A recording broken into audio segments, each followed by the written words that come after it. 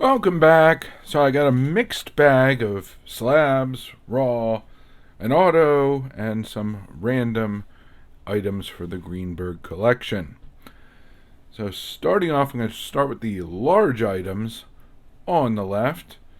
And the first one up is another Chaim Herzog auto. This one on an envelope. And this one is dated 24 November 1986. And it's basically the first official visit to Australia by an Israeli head of state. So, inexpensive one. I think it came from Great Britain. So even with shipping, it was a pretty darn good deal. Won at auction. So, nice little find there.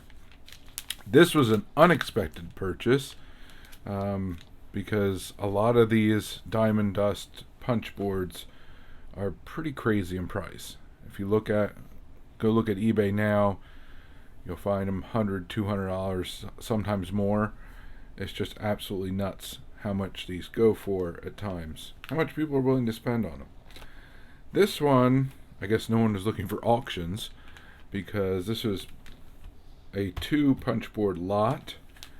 At the end of the day, it was under $50 to get both of these to my door.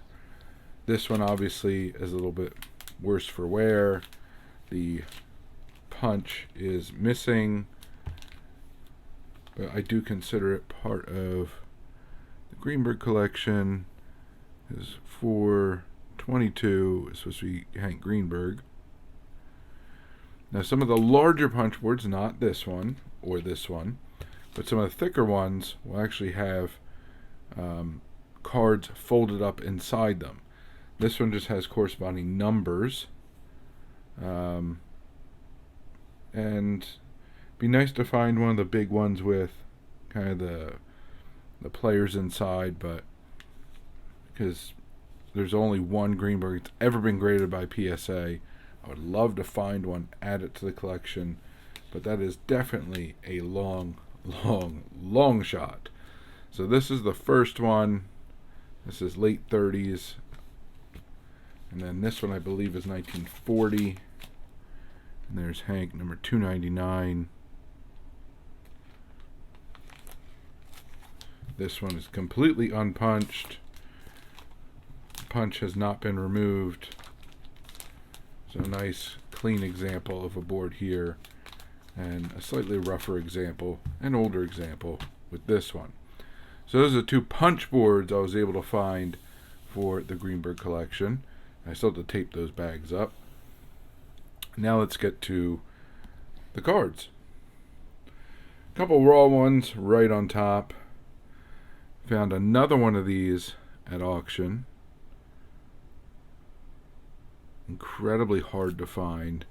This is the Greenberg back variation for the Joe Cronin 35 Gaudy 4-in-1. So the Red Sox 4-in-1. Greenberg is a very uncommon back, the 1G variety.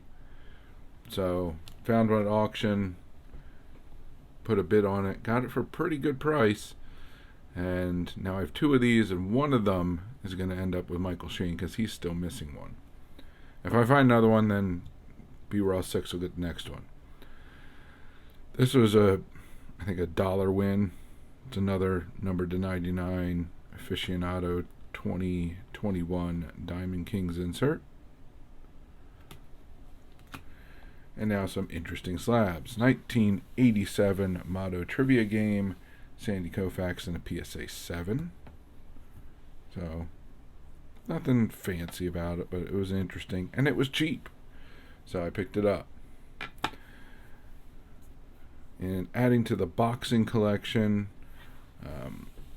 I've kind of done more research on some of the boxers, the Jewish boxers of the era, and Schmeling is kind of the opposite at first glance, because during his fight and leading up to his fight with Max Baer, the promotion in the U.S. was this was Hitler's poster child. And Max Baer, with a Jewish father, wore Star David on his trunks during that fight and won. Well, it turns out Schmeling was not a fan, to say the least, of the Fuhrer, nor the objectives of the Nazi Party, and they confirmed accounts of him hiding Jewish family, Jewish couple, I believe it was, and also him basically giving the finger to Hitler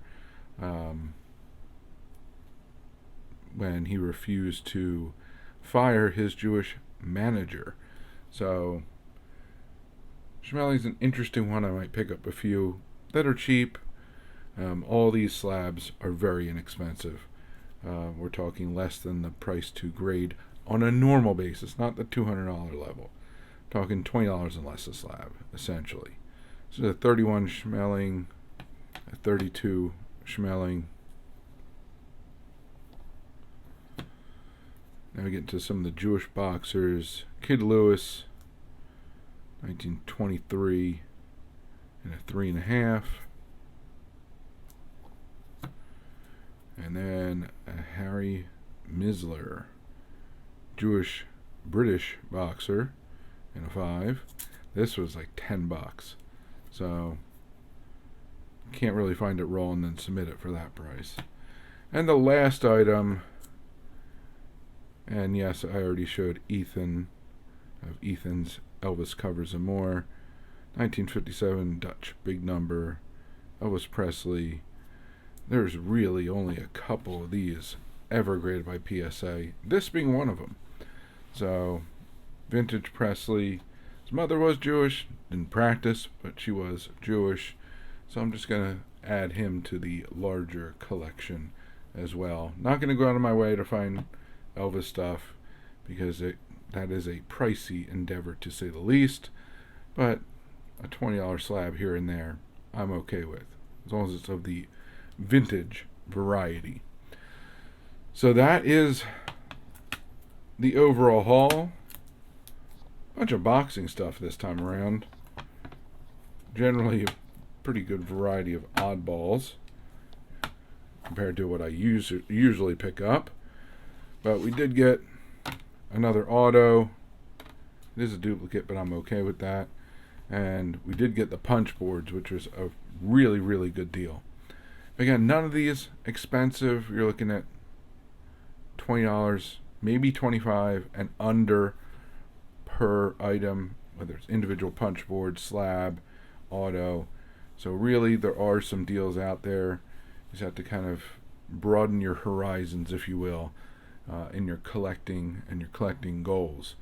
But as long as you stay within what you want to collect and what you enjoy collecting, there is opportunities that abound to find some good deals, to find some amazing additions, and sometimes get really lucky and find something that is way underpriced or underappreciated, and sometimes both. So that's what I got for you this time around. Until next time, please remember to collect what you enjoy what you collect, and don't let anybody, especially the market or a YouTuber, dictate that to you. And most importantly, have fun. And have fun by being active in this community. So find your way of participating, whether it's making videos, watching, commenting, going to live streams, group chats, going to LCS or local card show, or simply talking about the hobby with family and friends. The more you put into it, the more you'll get out of it. The more you'll learn, the more your PC will grow, the more people you'll meet, and the more fantastic friendships you'll form. So I thank you very much for joining me. Hope to see you again. Have a good one, and bye for now.